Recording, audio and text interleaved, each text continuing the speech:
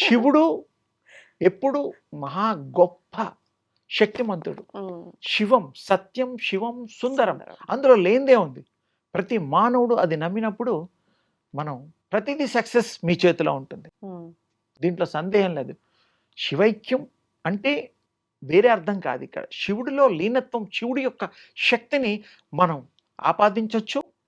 అభిషేకం చేసేటప్పుడు కూడా మనం ఆ యొక్క మరి నీరుని ఆ శివయ్య లింగం ఇలా పెట్టుకుంటే అందరూ చెంబులతోనూ వాటిలోనూ కడవలు పోస్తూ ఉంటారు. అలా కాకుండా ఇలా మనం చేయి పెట్టి ఈ మధ్యలోంచి ఈ యొక్క నీరుని తీసుకున్న నీరుని ఇలా పోస్తూ ఇలా వెళ్ళి ఆ శివుడి యొక్క ఆ రూపం మీద పడ్డప్పుడు కంటిన్యూగా పడేటట్టుగా గనక మనం ప్లాన్ చేసుకుని 1 minute or half minute or 2 minutes what ever ఇలా చేయడం వల్ల ఈ బాడీలో energy flow to the God.